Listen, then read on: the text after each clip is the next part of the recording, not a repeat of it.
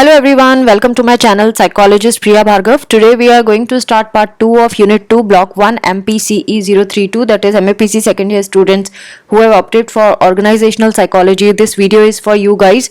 I have already made part 1. You will get its link in the description section.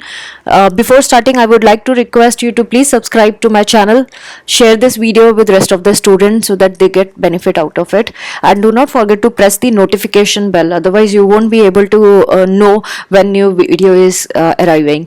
Now let us start with today's topic. Today's topic has different topics again. सो आज का जो topic जहाँ से start हो रहा है वो है fitting HR practices to business strategy. हम एचआर प्रैक्टिसेस में को कैसे फिट कर सकते हैं जो ऑर्गेनाइजेशन की बिजनेस स्ट्रेटजी है. ऑर्गेनाइजेशन जब भी आगे बढ़ता है तो वो एक स्ट्रेटजी प्रिपेयर करता है जिसको हम बिजनेस स्ट्रेटजी कहते हैं. उसमें एचआर प्रैक्टिसेस को फिट करना बहुत ज़रूरी है सो दैट ऑर्गेनाइजेशन आगे कंपटीशन फेस कर सके. सो जो रेलिवेंट और इम्पॉर्टेंट एचआर इश्यूज होते हैं स्टाफ और लाइन मैनेजर का, उनको आइडेंटिफाई करना ज़रूरी है और वो इस तरह से वर्क करना है लाइन मैनेजर एंड स्टाफ के साथ कि एचआर की जितनी भी प्रैक्टिसेस है वो बिजनेस स्ट्रेटजीज में फिट की जा सके. एचआर एक्टिविटीज़ तभी हेल्प करेंगी किसी ऑर्गेनाइजेशन को जब ऑर्गेनाइजेशन के गोल एंड ऑब्जेक्टिव को वो फॉलो करती हूँ. सो 3 एस्पेक्ट जो हमने एचआर फिट के देखे थे वो थे vertical fit, horizontal fit and external fit. Vertical fit और में हम क्या देख रहे थे और इसके बारे में हम ऑलरेडी पहले पढ़ चुके हैं. सो अगर आप हॉरिजॉन्टल फिट की बात करें तो हॉरिजॉन्टल फिट में हम देख रहे थे कि एचआर जो एक्टिविटीज़ हैं वो सारे एचआर का जितना स्टाफ है उस सबके ऊपर अप्लाई करना. वर्टिकल फिट का मतलब होता है पूरे के पूरे ऑर्गेनाइजेशन में उसको अप्लाई करना. एक्सटर्नल फिट का मतलब होता है बाहर के एनवायरनमेंट में जो भी चेंजेस आ रहे हैं उसके अकॉर्डिंगली ऑर्गेनाइजेशन में एक्टिविटीज को फिट करना. तो वो इनको हम horizontal, vertical and external fit कहते हैं. सो जब भी वर्टिकल फिट होता है ना तो हॉरिजॉन्टल फिट होना इज एसेंशियल. मतलब वो ऑटोमेटिकली हॉरिजॉन्टल फिट हो ही जाएगा क्योंकि जब वर्टिकल फिट का मतलब पूरे ऑर्गेनाइजेशन में कुछ प्रोग्राम रन करना. सो ऑब्वियसली वो हॉरिजॉन्टल फिट मतलब कि एचआर टीम को तो इन्वॉल्व कर ही लेगा ना. सो इसीलिए उसके वो ऑटोमेटिकली होता है. और लेकिन जब भी हम वर्टिकल फिट और हॉरिजॉन्टल फिट करते हैं तो दोनों को सेपरेटली इम्प्लीमेंट करना चाहिए, इनको एक साथ लेके नहीं करना चाहिए. तो हॉरिजॉन्टल फिट अलग से करो एंड वर्टिकल फिट अलग से करो. सो एचआर जो मेंबर्स होते हैं वो लाइन मैनेजर के साथ जब क्लोजली वर्क करेंगे तो वो सही चॉइसेस कर पाएंगे कि किस तरह के प्रोग्राम्स रन करना ज़रूरी है ऑर्गेनाइजेशन में. Now coming to human resource practice choices, यानी ह्यूमन रिसोर्स जो होता है, जो डिपार्टमेंट होता है ह्यूमन रिसोर्स का, उसके पास क्या क्या चॉइसेस होती हैं, वो कैसे ऑर्गेनाइजेशन के ऑब्जेक्टिव को अचीव करने में हेल्प कर सकता है. उसके लिए again external, vertical and horizontal fit के बारे में तो हमने बात किया ही था कि वो कुछ भी प्लान करता है तो किस किस लेवल पे वो वर्क कर सकता है, कहाँ कैसे ऑर्गेनाइजेशन के हर एक यूनिट को इन्वॉल्व कर सकता है. लेकिन अगर ऑर्गेनाइजेशन के ऑब्जेक्टिव को रीच आउट करना है, अचीव करना है, सो एम्प्लॉइज को डाउनसाइज भी करना पड़ जाता है या जो मैनेजमेंट की हायरार्की है उस हायरार्की के लेवल्स को भी रिड्यूस करना पड़ सकता है. रिड्यूस करना मतलब कि मैनेजमेंट के जितने लेवल्स हैं उस लेवल्स को कम करना so that easily her level तक रीच आउट किया जा सके जब एक्शंस हो. तो जो 6 कैटेगरीज एचआर प्रैक्टिस चॉइसेस की हैं वो हम समझेंगे अब कि वो कौन कौन से तरीके हैं जिससे एचआर जो है डिपार्टमेंट वो डील कर सकता है ऑब्जेक्टिव तक पहुंचने के लिए. सो किस तरह से हम एचआर चॉइसेस को ऑप्ट करें, किन सर्कमस्टेंसेस में करें, वो सब हम इसमें समझेंगे. और स्ट्रैटेजीज इंप्लीमेंट करने के बाद कॉम्पिटिटिव एडवांटेज को अचीव कर सके, ये भी हम इसमें समझेंगे. तो पहला जो एक्शन एचआर यूनिट कर सकता है वो है स्टाफिंग. सो ये बहुत सबसे ज़्यादा इम्पॉर्टेंट डिसीजन माना जाता है स्ट्रेटेजी इम्प्लीमेंटेशन के लिए. या तो जब भी स्टाफिंग का मतलब क्या होता है, एडिशंस, एम्प्लॉयज़ का एडिशन करना या बाहर के किसी को हायर करना. तो या तो कंपनी बाहर से किसी एम्प्लॉय को किसी को हायर करती है किसी प्रोजेक्ट के लिए सो दैट, या फिर अपने ही कंपनी के किसी एम्प्लॉय को प्रमोट कर देती है कि वो ऑर्गेनाइजेशन की जो वेकेंट पोस्ट है उसको फुलफिल करे. और क्या कैसे करेगी वो डिपेंड करता है एचआर के डिसीजन पे। एचआर किन अपॉर्चुनिटीज में किसको लाना ज़्यादा बेनिफिशियल है, वो एचआर की रिस्पॉन्सिबिलिटी होती है। और अगेन जब भी वो एम्प्लॉय को लाएगी तो उसको कौन कौन से फैक्टर्स पे एचआर को सोचना पड़ जाता है कि रिवार्ड क्या देंगे, ट्रेनिंग एंड डेवलपमेंट के लिए क्या करेंगे, एंड देन एम्प्लॉयमेंट कमिटमेंट क्या होगी। मतलब अगर आपने किसी को हायर भी किया है तो उसको क्या दोगे उसके बदले, फ्री में तो कोई करेगा नहीं। सो ये सारी चीज़ें उनको सोचनी पड़ जाती हैं। फिर जब भी हमें ऐसा करना है कि स्टाफिंग करनी है, सो कई तरह से की जा सकती है। नंबर 1 कि हमने जॉब अपॉर्चुनिटी के बारे में नोटिस बोर्ड में मेंशन कर दिया। दूसरा, अपर मैनेजर जो होंगे वो सिर्फ अनाउंस कर देंगे ओपनिंग के बारे में, बाकी कहीं पे बोर्ड पे नहीं लगाएंगे। ये भी तरीका है। दूसरा है अप्रेजिंग। अप्रेजिंग क्या होती है? ये वो स्ट्रेटेजी होती है जहां पे गोल स्टैब्लिश होने के बाद परफॉर्मेंस अप्रेजल किया जाता है। वो बहुत मस्ट है, क्योंकि जब आपने एम्प्लॉयज को बता दिया कि भाई तुम्हारा ये हमारा ये गोल है और तुम्हारे को ये काम करना है, उन्होंने काम किया।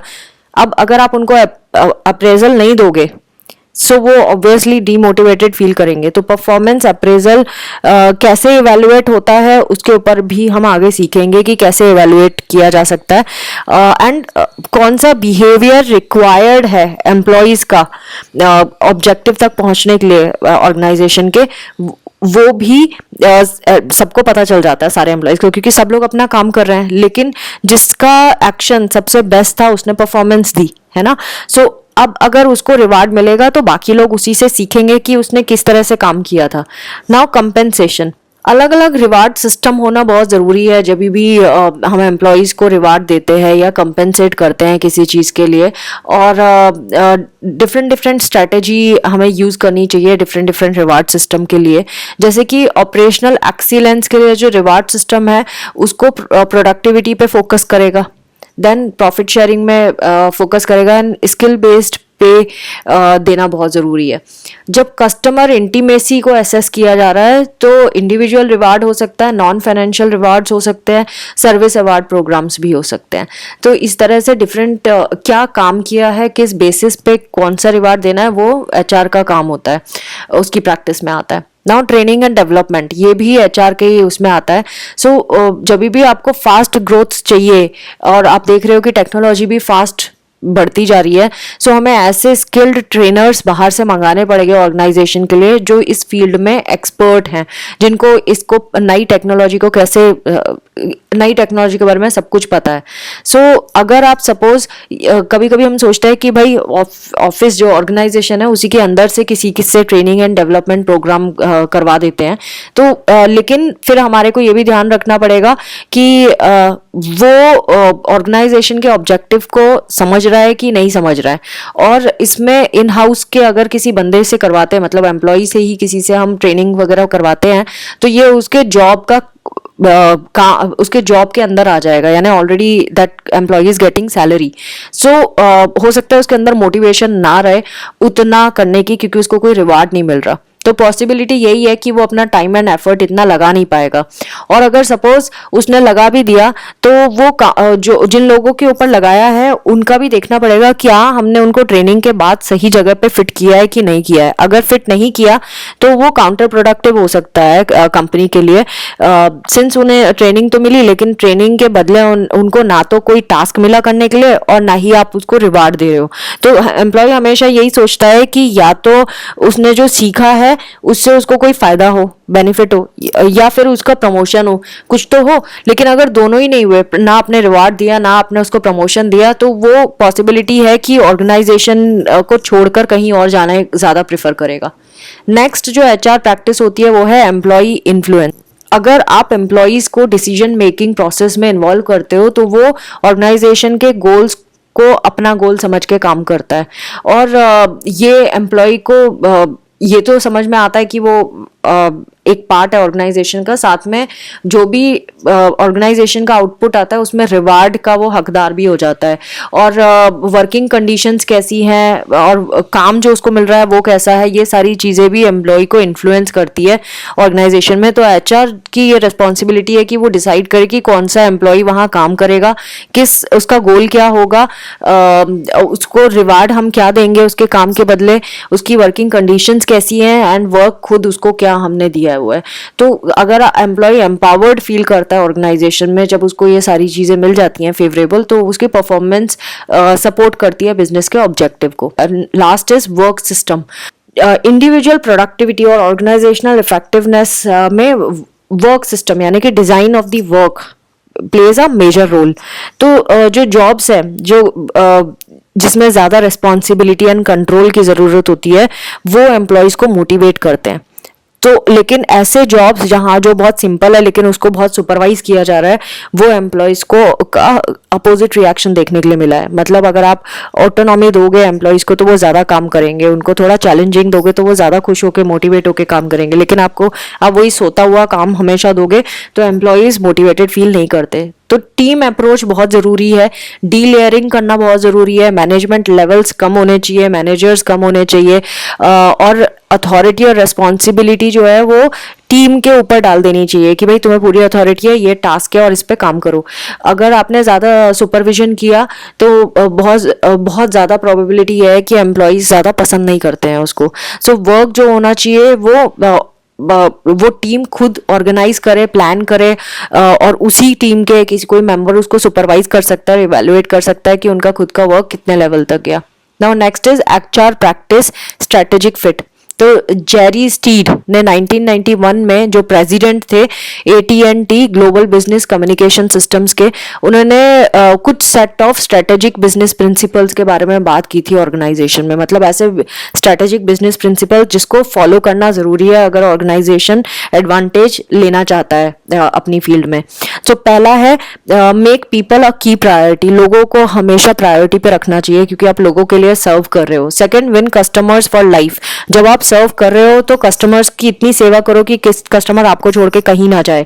Third, use the total quality management approach to run the business. आपको ऐसी क्वालिटी देनी पड़ेगी कि बिजनेस आराम से रन करे, कोई दिक्कत ना है। Profitability grows by being the leader in customer led applications of technology. जब आप कस्टमर लेड एप्लीकेशंस यूज करते हो, ऐसी टेक्नोलॉजी को यूज करते हो जो कस्टमर फ्रेंडली है, तो प्रॉफिटेबिलिटी ऑटोमेटिकली आपको मिलती है। Then rapidly and profitability globalise the business. और जब भी आप फास्ट काम करते हो, जब आपका प्रॉफिट बढ़ता है तो वो ऑटोमेटिकली बिजनेस ग्लोबलाइज हो जाता है। And B best value supplier. और जब भी आप काम कर रहे हो तो ऐसी वैल्यू दो लोगों को कि वो सबसे बेस्ट हो, बाकी सारे ऑर्गेनाइजेशन से बेस्ट हो। तो इन्होंने ये बताया है कि जब जो प्रोसेस होता है ना HRM को, ह्यूमन रिसोर्स मैनेजमेंट को ट्रांसफॉर्म करने की हम बात करते हैं GBSC में, वो जब GBSC में पहली बार किया था इसको ट्रांसफॉर्म, तो उसमें कौन कौन से स्टेप लगे थे वो इन्होंने बताया। That is not very important, but ये एक बार आप रीड थ्रू कर सकते हो। जैसे कि सबसे पहले क्या किया, बिजनेस प्रिंसिपल आइडेंटिफाई किया, बेसिक बिजनेस प्रिंसिपल क्या था। फिर स्ट्रेटेजिक इम्परेटिव्स जो हैं वो निकाले गए, मतलब कौन सी स्ट्रेटेजीज अप्लाई करेंगे जो बिजनेस को ट्रांसलेट कर देगी, बिजनेस के प्रिंसिपल को ट्रांसलेट करने में हेल्प करेगी। और जो HR रिलेटेड आउटकम्स क्या हैं उनको हमें सेट करना पड़ेगा डेली ऑपरेशंस में। कौन कौन से HR रिलेटेड आउटकम्स हैं जो रोज जरूरत पड़ेगी। देन HR इसके ऊपर काम किया गया। उसके बाद HR यूनिट्स जो थी वो उन्होंने इंटरनल मिशन स्टेटमेंट्स डेवलप किए, ऐसे एरियाज आइडेंटिफाई किए जिन पे फोकस करना बहुत एसेंशियल है। फिर फोर्थ स्टेप में इन्होंने फोकस किया कल्चरल चेंज में। ग्लोबलाइज करना है अगर ऑर्गेनाइजेशन को और ग्लोबल लेवल पे पहुंचाना है सक्सेसफुली, तो बहुत जरूरी है कि कल्चर चेंज करना बहुत ज़रूरी है, क्योंकि डिफरेंट कल्चर के लोग उसमें काम करेंगे ग्लोबलाइज होने पर। तो डिफरेंसेस क्या होते हैं कल्चर में उसका जानना बहुत ज़रूरी है। इसलिए cultural changes, rewards, recognition, development, ownership among employees, ये सारी चीज़ें इंपॉर्टेंट होती है।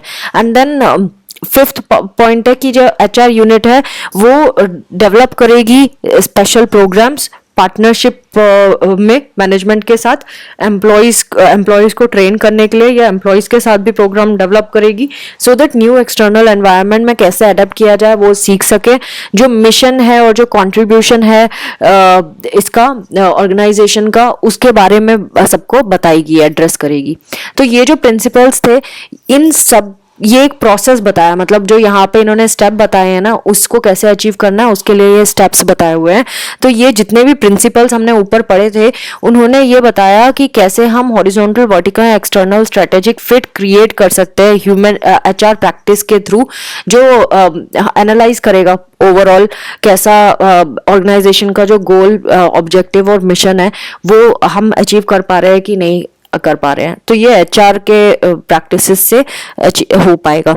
एक्टिव इन्वॉल्वमेंट इंडिविजुअल्स का बहुत ज़रूरी है जब भी हम एचआर प्रैक्टिसेस एंड पॉलिसीज़ को इम्प्लीमेंट करना चाहते हैं, तभी एंड लाइन स्टाफ जो है उसका पार्टिसिपेशन भी इम्पॉर्टेंट होता है। Now next topic is HR practices, strategic fit versus strategic flexibility. So strategic fit जो होता है वो stable है, एंड स्ट्रेटेजिक फ्लेक्सिबिलिटी मतलब क्योंकि एनवायरनमेंट चेंज हो रहा है, हर दूसरे दिन कुछ ना कुछ नई टेक्नोलॉजी आ रही है, तो ऑर्गेनाइजेशन को डायनामिक होना बहुत ज़रूरी है। उसके लिए स्ट्रेटेजिक फ्लेक्सिबिलिटी होना बहुत ज़रूरी है। एनवायरनमेंट, अगर ऑर्गेनाइजेशन के एनवायरनमेंट में कुछ चेंज आया तो वो एक डायनामिक चेंज माना जाएगा, एंड इसीलिए ऑर्गेनाइजेशन पे वो डायरेक्ट इम्पैक्ट भी छोड़ेगा। सो जो परफेक्ट फिट वो थोड़ा मुश्किल हो जाता है होना, इसीलिए उसको चेंज करना, सर्कमस्टेंसेस के अकॉर्डिंगली चेंज कर दें हम, मॉडिफाई कर दें ऑर्गेनाइजेशन को, तो वो ऑर्गेनाइजेशन की कॉम्पिटिटिव एडवांटेज के लिए होता है। तो इसीलिए फिट एंड फ्लेक्सिबिलिटी दोनों ही रिक्वायर्ड होती हैं अगर हम लॉन्ग टर्म कॉम्पिटिटिव एडवांटेज के बारे में ऑर्गेनाइजेशन के लिए सोचते हैं, क्योंकि जब आप टेक्नोलॉजी चेंज हुई तो वो कुछ टाइम के लिए बनी रहेगी, तो वो तब आपको फिट चाहिए, उस हर एक टेक्नोलॉजी में फिट होना जरूरी है। एंड देन फ्लेक्सिबिलिटी मतलब जैसे ही चेंज आया तो स्विच कर जाना उस चेंज के साथ, इसीलिए दोनों जरूरी है। सो फिट जो है ये टेम्परेरी स्टेट है ना, क्योंकि जब तक वो एक टेक्नोलॉजी रन कर रही है तब तक तो आपको फिट रहना पड़ेगा उसके साथ। जैसे ही चेंजेस आने शुरू हो गए तो आपको फ्लेक्सिबल होना पड़ेगा, इसीलिए। एंड देन फ्लेक्सिबिलिटी क्या है, वो कैरेक्टरिस्टिक ऑफ ऑर्गेनाइजेशन होती है एक तरह की। सो दोनों ही एबिलिटीज डायनेमिक एनवायरनमेंट की डिमांड्स को पूरा कर पाएंगी। So two types of flexibility के बारे में बात किया है इन्होंने, coordination flexibility and resource flexibility. Coordination flexibility क्या होता है? कोऑर्डिनेशन फ्लेक्सिबिलिटी होता है extend to which an organisation has decision making, किस लेवल तक ऑर्गेनाइजेशन डिसीजन मेकिंग कर सकता है, and other systems that allow it to quickly move resources from one use to another. कितना जल्दी ऑर्गेनाइजेशन सारे डिपार्टमेंट के साथ कोऑर्डिनेट करके क्विकली अपने रिसोर्सेज को दूसरे किसी चीज़ के लिए यूज़ कर सके। मतलब आपके एम्प्लॉयज़ कुछ पर्टिकुलर टास्क करते हैं, अब जब टेक्नोलॉजी चेंज हुई, चीज़ें चेंज हुई, तो क्या आपके एम्प्लॉयज़ इतने ज़्यादा लायक हैं कि वो दूसरी टेक्नोलॉजी में शिफ्ट हो जाएं जल्दी से? तो कोऑर्डिनेशन फ्लेक्सिबिलिटी का मतलब यही है कि किस एक्सटेंट तक ऑर्गेनाइजेशन में ये डिसीजन लेने की पावर होती है या और दूसरे सिस्टम्स को अलाउ कर सके कि क्विकली वो रिसोर्सेज को मूव करे एक जगह से दूसरी जगह। यहाँ पे टेक्नोलॉजी की जरूरत है, वहाँ शिफ्ट कर दिया, वहाँ टेक्नोलॉजी की जरूरत है, यहाँ से शिफ्ट कर दिया। लाइक रिसोर्सेज को इधर से उधर मूव करना, नॉट ओनली टेक्नोलॉजी बट बाकी रिसोर्सेज ऑल्सो। रिसोर्स फ्लेक्सिबिलिटी का क्या मतलब है? Extend to which an organisation can apply its resources to a variety of uses and purposes, different uses and purposes के लिए यूज कर सके। इसमें कॉस्ट भी आएगी, कॉस्ट कितनी लगेगी जब भी आप शिफ्ट करेंगे रिसोर्सेज को इधर से उधर दूसरे पर्पसेस के लिए। देन डिफिकल्टी कितनी आएगी उस पर भी ध्यान रखना पड़ेगा, टाइम कितना लगेगा रिसोर्सेज को स्विच करने में वो भी पता होना चाहिए। एंड देन कैसे कोई इंसान उसको यूज करेगा वो भी मैटर करता है। तो जब भी हम स्ट्रैटेजिक फिट डेवलप करते हैं हमें एचआर प्रैक्टिसेस को स्टैब्लिश करना बहुत ज़रूरी है, सो दैट वो फिट एंड फ्लेक्सिबिलिटी दोनों को प्रोवाइड कर सके और हम ऑर्गेनाइजेशन के जो गोल्स है उसको अचीव कर सके with the help of line managers. Strong partnership HR की लाइन मैनेजर से होना बहुत ज़रूरी है इसको अचीव करने के लिए। नाउ कमिंग टू पार्टनरशिप, जब भी बिजनेस पार्टनर हम बनते हैं तो जो एचआर मैनेजर है उसको इन चीज़ों का ध्यान रखना ज़रूरी है। फर्स्ट, जितना पॉसिबल हो उतना जो ऑर्गेनाइजेशन है उसके बिजनेस के बारे में समझना, ये एचआर मैनेजर की रेस्पॉन्सिबिलिटी है। उसको सब कुछ पता होना चाहिए बिजनेस के बारे में, फर्म के बारे में। एंड जब बहुत ज़्यादा उसको रेस्पॉन्सिव होना पड़ेगा, अवेयर होना पड़ेगा ऑर्गेनाइजेशन की नीड और किस डायरेक्शन में ऑर्गेनाइजेशन को ले जाना है इसके बारे में। नेक्स्ट, जब भी ट्रेडिशनल एचआर फंक्शंस जैसे पहले होते थे उससे थोड़ा दूर जाना पड़ेगा, मतलब दूर जाना इन द सेंस थोड़ा एडवांस होना पड़ेगा। ज़्यादा सपोर्टिव कोलैबोरेटिव रिलेशनशिप होनी होगी मैनेजर्स के साथ पूरे ऑर्गेनाइजेशन में, सो दैट एक अच्छे से जब वो इन्वॉल्व होएगा इन चीज़ों में तो ऑर्गेनाइजेशन ज़्यादा प्रोग्रेस कर पाएगा, समझ पाएगा पार्टनरशिप में किन चीज़ों की ज़रूरत है, किस चीज़ की ज़रूरत नहीं है। एंड देन जो क्रिटिकल एचआर जो होता है सक्सेसफुल बिजनेस को चला सकता है। अगर गुड बिजनेस पार्टनरशिप करनी है तो एचआर मैनेजर सबसे पहले लाइन मैनेजर को कंसल्ट करेगा, उसको इन्फॉर्मेशन बता सकता है कि कैसे वो लाइन मैनेजर एचआर मैनेजर को सपोर्ट कर सकता है। तो ये जो सपोर्ट है किन किन एरियाज में दिया जा सकता है, career planning, education and training में दिया जा सकता है। लाइन मैनेजर ही बता सकता है कि एम्प्लॉयज को इन चीज़ों में सपोर्ट की ज़रूरत है। नाउ एचआर स्टाफ जो होता है वो फोकस कर सकता है स्ट्रेटेजीज में एंड और किन चीज़ों में फोकस कर सकता है, जैसे ऑर्गेनाइजेशन की जो ऑर्गेनाइजेशनल इंटेलिजेंस है उसको जनरेट कर सकता है सिलेक्शन और ट्रेनिंग से, मतलब ऑर्गेनाइजेशन में ऐसे एम्प्लॉयज़ को रख सकता है और सिलेक्ट करना, पहली बात तो ऐसे एम्प्लॉयज़ को सिलेक्ट करना जो ऑर्गेनाइजेशन के लिए बहुत ज़्यादा फंक्शनल है, इंटेलिजेंट है, उनको नॉलेज है हर एक चीज़ की, एंड देन जो पहले से एग्जिस्ट कर रहे हैं उनको ट्रेनिंग देना, या फिर नए भी जो लिए हैं अगर लगता है कि उनको ट्रेनिंग देके हम ऑर्गेनाइजेशनल इंटेलिजेंस बढ़ा सकते हैं तो वो करना। ये एचआर स्टाफ का फोकस हो सकता है स्ट्रेटेजी चेंज करने के लिए। सेकेंड, ऑर्गेनाइजेशनल एक्सीलेंस को री इन्फोर्स करना, यानी performance management and reward system पे वर्क करना, सो दैट जिसने अच्छा काम किया उसको रिवार्ड करना, कि किस बेसिस पे आप रिवार्ड करोगे, रिवार्ड क्या हो सकता है उसको डिसाइड करना। देन ऑर्गेनाइजेशनल पहला हमने क्या किया था, जनरेट किया ऑर्गेनाइजेशनल एक्सीलेंस, फिर सेकंड स्टेप में हमने क्या किया, उसको री इन्फोर्स किया, एंड थर्ड में हमें सस्टेनेंस के लिए ऊपर काम करना है, मतलब उसको सस्टेन करना है इंटेलिजेंस को। तो कंटिन्यूस इंप्रूवमेंट बहुत ज़रूरी है, कॉन्स्टेंट कम्युनिकेशन ज़रूरी है, ऑर्गेनाइजेशन के विजन के बारे में सारे एम्प्लॉयज़ को बताना ज़रूरी है कि भाई हमारे ऑर्गेनाइजेशन का ये एम है, तब जाके ये चीज़ें होंगी। Then fourth step is individual programmes run करना जो हर एक एम्प्लॉय की कैपेबिलिटी को इम्प्रूव करता है। हर एक तीन मेन जो फोकस एरियाज है उन पे काम करना ज़रूरी है। तीन मेन फोकस एरियाज क्या क्या हो सकते हैं, रिवार्ड सिस्टम हो गया, सिलेक्शन सिस्टम हो गया, मैनेजमेंट सिस्टम हो गया, देन कैसे इम्प्रूव करना है उसका हो गया। तो ये सारे हर एक एरियाज में उसको डेवलप करते रहना बहुत ज़रूरी है। नए जब तक आप इम्प्लीमेंटेशन नहीं करोगे प्रोग्राम्स का तब तक पता नहीं चलेगा। कॉन्फ्रेंसेस के थ्रू भी आप बता सकते हो, जो एचआर के सीनियर लोग हैं वो कॉन्फ्रेंसेस कर सकते हैं जिसमें वो एक्सप्रेस कर सकते हैं कि this is the need of the hour करके। और दूसरे वेज क्या क्या है पार्टनरशिप डेवलप करने के वो भी इन्होंने बताया, जैसे कि एचआर स्टाफ जो है अगर वो मीटिंग अटेंड करते हैं फर्म की हर एक यूनिट के साथ, सो दैट उनको ज़्यादा समझ में आए कि किस तरह से बिजनेस चल रहा है, तो अच्छी पार्टनरशिप बन सकती है ऑर्गेनाइजेशन के अंदर। सेकंड, जो एचआर प्रैक्टिसेस हैं अगर वो वैल्यू ऐड नहीं कर रही बिजनेस में तो एचआर प्रैक्टिसेस को रिमूव करना ही सबसे ज़्यादा सेंसिबल होता है और उनको ऐसे लोगों से रिप्लेस करना ज़्यादा ज़रूरी है जो बेटर है।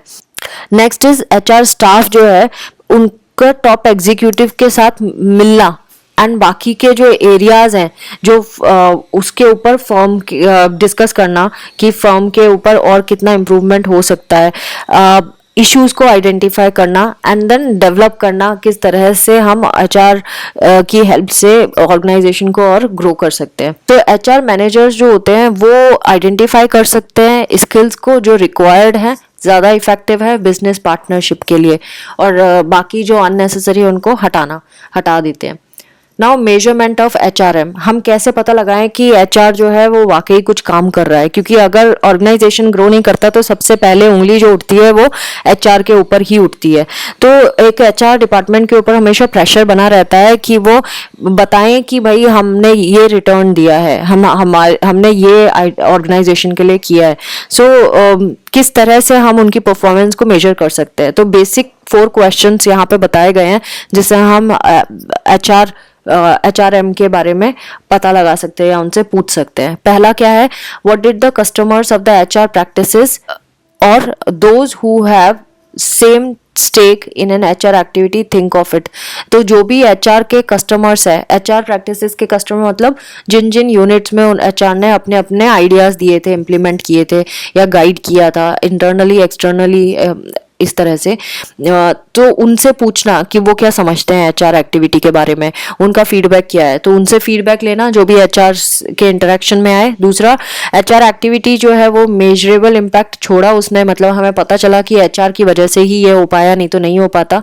Next is bottom line cost कितनी आई, मतलब कितना खर्चा आया, ये सब बेनिफिट्स जो हुए ऑर्गेनाइजेशन में, तो खर्चा कितना आया, ऐसा तो नहीं है खर्चा ज़्यादा हो गया और बेनिफिट कम हुए, सो वो पता लगाना। एंड कैसे हमारी HR एक्टिविटीज़ जो हैं उनको हमें कंपेयर करना है दूसरे HR एक्टिविटीज़ से, मतलब दूसरी कंपनीज के HR एक्टिविटीज़ से भी हम कंपेयर कर सकते हैं।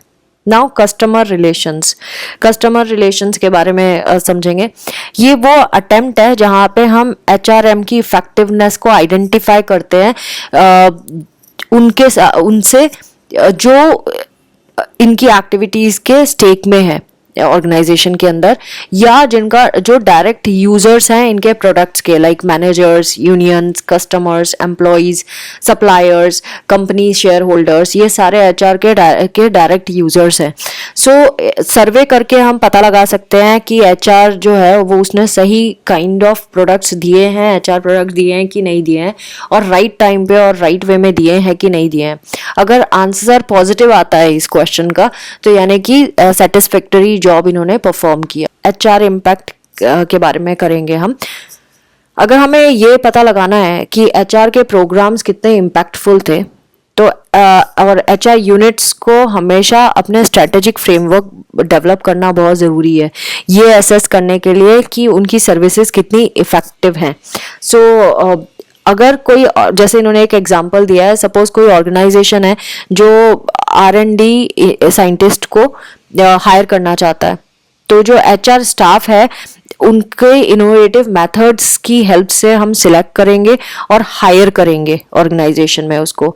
और ये अगर ये अच्छा बेट लगा, मतलब कि HR ने जैसा बोला था वैसा करने के बाद हमें सही रिजल्ट मिले, मतलब कि इसका इम्पैक्ट जो था वो अच्छा था। So value of HR programmes जो है उसके बारे में हम अब पढ़ेंगे कि वैल्यू ऑफ HR प्रोग्राम्स को हम समझेंगे। जो मॉनिटरी कॉस्ट और बेनिफिट्स HR एक्टिविटीज़ से होते हैं, बहुत सारे डायरेक्ट वेज हैं जिससे हम चेक कर सकते हैं कि HR की जो जितने भी एक्टिविटीज़ हैं वो कितना महंगा था और कितना बेनिफिट किया उसकी जो भी एक्टिविटीज़ चली। सो फर्स्ट स्टेप जो होता है वो है अनडिज़ायरेबल HR रिलेटेड सिचुएशंस कौन सी थी जो ऑर्गेनाइजेशन में लगाई गई और वो काफ़ी महंगी भी थी, मतलब पैसा लगा उसमें। ऐसी एक्टिविटीज़ जो चाहिए नहीं थी लेकिन HR की वजह से हमने की ऑर्गेनाइजेशन में। दूसरा, वो कॉस्ट जहाँ पे HR के प्रोग्राम्स रन किए गए प्रॉब्लम को सॉल्व करने के लिए। एक्चुअल कॉस्ट जो HR एक्टिविटीज़ में आई वो, एंड देन जो बेनिफिट हुए उनका रेशो जब हम निकालते हैं तो हमें पता चल जाता है कॉस्ट बेनिफिट रेशो के बारे में कि कितना बेनिफिट हुआ इनकी activities. Benchmarking HR practices. So benchmarking HR practices मतलब हमें ये पता लगाना है कि ट्रू कॉम्पिटिटिव एडवांटेज जो HR की है ऑर्गेनाइजेशन में, उसको हम एसेस करते हैं, हम आइडेंटिफाई करते हैं कि कितना हमें फ़ायदा हो रहा है HR की प्रैक्टिसेस से। सो इंटरनल स्टैंडर्ड्स है HR प्रैक्टिसेस के अगेंस्ट की कॉम्पिटिटर्स के साथ, दूसरे जो की कॉम्पिटिटर्स हैं या बाकी फर्म्स हैं जिन्होंने बहुत अच्छा किया है, उनके इंटरनल स्टैंडर्ड्स कैसे थे। सो हमारे ऑर्गेनाइजेशन में इंटरनल स्टैंडर्ड क्या है, और जो कॉम्पिटिटर्स हैं और जिन्होंने वाकई जिन फर्म्स ने बहुत अच्छा काम किया उनके इंटरनल स्टैंडर्ड्स कहते हैं, उनको हम जब कंपेयर करते हैं तो हमें पता लग जाता है कि हमारा जो HR डिपार्टमेंट है वो कैसा काम कर रहा है। तो बेंचमार्किंग बेसिकली एक जेनरिक टर्म है जिसमें हम कंपैरिजन करते हैं बेसिकली कि परफॉर्मेंस एक सिलेक्टेड लोगों से कंपेयर करके हम चेक करते हैं कि परफॉर्मेंस कैसी थी किसी की। तो बहुत सारे बेंचमार्किंग है डिफरेंट टाइप्स के, यहाँ पे हम कुछ टाइप्स पढ़ेंगे, जैसे कि इंटरनल बेंचमार्किंग। इंटरनल बेंचमार्किंग क्या होती है, जब फर्म जो है वो उन प्रैक्टिसेस को कंपेयर करता है ऑर्गेनाइजेशन के अंदर के इंटरनल यूनिट्स में। बहुत सारी यूनिट होती हैं, डिफरेंट डिफरेंट यूनिट्स में एचआर का क्या काम था उस और उनके आउटपुट क्या थे, उनको आपस में कंपेयर करना इंटरनल बेंचमार्किंग होती है। कॉम्पिटिटिव बेंचमार्किंग होती है जब हम इसको कंपेयर करते हैं एक्सटर्नल कॉम्पिटिटर्स के साथ, मार्केट में जितने भी कॉम्पिटिटर्स हैं उनके साथ कंपेयर करते हैं। एंड जेनेरिक जो होता है वो सिंपली हम कंपेयर करते हैं एक स्टैंडर्डाइज्ड वे में, सो उसको हम जेनेरिक बेंचमार्किंग कहते हैं, एचआर बेंचमार्किंग। नाउ फर्म जब भी अब परफॉर्मेंस चेक करती है तो उसको कुछ चीज़ें समझने की ज़रूरत है, कस्टमर रिएक्शंस को समझने की ज़रूरत है, जैसे कि HR impact and the cost benefits के बारे में बात करेंगे। पहली बात तो फर्म को ये समझना ज़रूरी है कि वो बेंचमार्क क्या करना चाहती है, मतलब किस चीज़ को कंपेयर करना चाहती है। सो हमेशा हमें ये ध्यान रखना है कि measures that are obtainable in the comparison firms identify.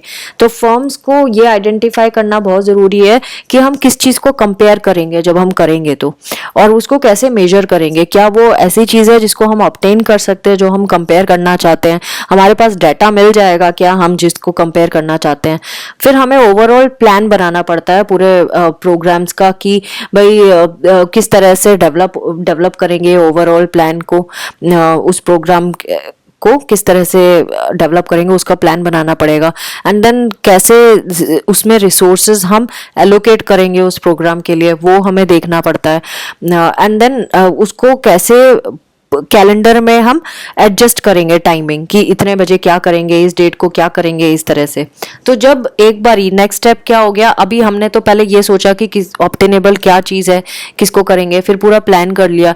जब एक बार आइडेंटिफाई कर लिया ऑर्गेनाइजेशन ने तो फिर स्टडी होगी पूरा। एंड देन जो लोग पार्टिसिपेट करेंगे वो लोग डाटा भी कलेक्ट करेंगे, उन जिन्होंने पार्टिसिपेट किया उनका डाटा भी कलेक्ट किया जाएगा। फिर उस जो डाटा कलेक्टेड है उसको हम एनालाइज करेंगे, फाइंड आउट करेंगे कि क्या गैप्स है उस फॉर्म से जो टारगेट फॉर्म है और वो जिसके ऊपर हम स्टडी कर रहे हैं।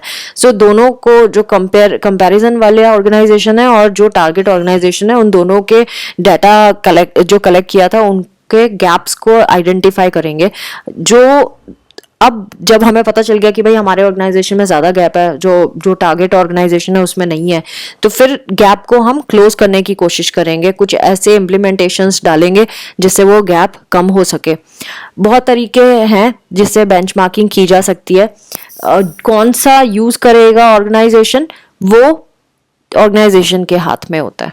Now last topic of today's video, that is importance of strategic HRM। क्यों जरूरी है स्ट्रेटेजिक HRM, क्यों नहीं तो क्या होगा।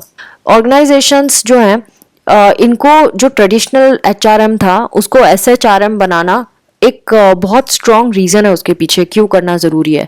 पहली चीज़, बहुत सारा कंपटीशन आ गया है और अगर हमारा जो HRM है वो कॉम्पिटिटिव नहीं हुआ, परसिस्टेंट नहीं रहा, कमिटेड नहीं रहा, सपोर्टिव नहीं रहा, तो फिर कुछ होगा नहीं। तो इसीलिए जो भी HRM में बंदे काम करते हैं वो बहुत ज़्यादा ट्रेंड होने ज़रूरी है।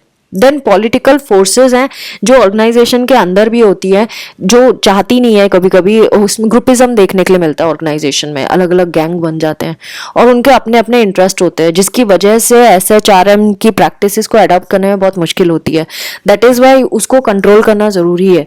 सो अगर स्ट्रेटेजिक HRM जो है वो ढंग से काम करे तो कंपनी कहाँ से कहाँ पहुँच जाए। फिर कंपनी में कब डाउन साइजिंग करनी है, कब HR स्टाफ जो है वो पहला होता है जो सबसे पहले निकाल दिया जाता है जब कंपनी में रिमिशन वाला फेज आता है, ले ऑफिंग का फेज आता है, सबसे पहले HR स्टाफ को ही निकाला जाता है क्योंकि वो नॉन एसेंशियल यूनिट मानी जाती है।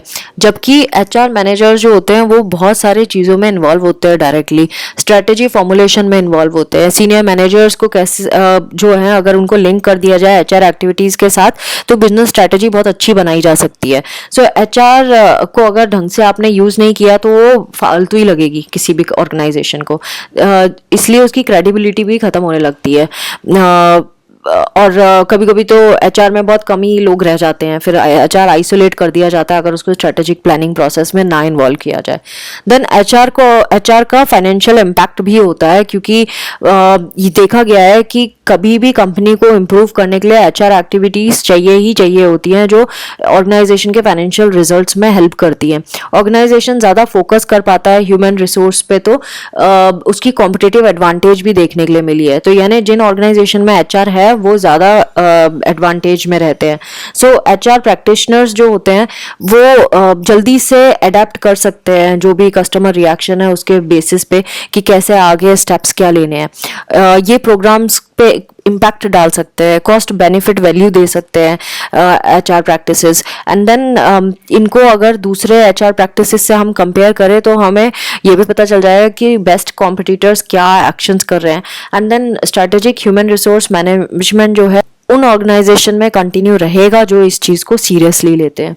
तो friends, this was all about unit 2 of block 1 MPCE 032। I hope आपको ये वीडियो बेनिफिशियल लगेगा। अगर ऐसा है तो प्लीज़ सब्सक्राइब करें, शेयर करें मेरे वीडियोस को, put on the notification bell so that you will get the updated information from my channel. Thanks for watching and take care of yourself. Bye bye.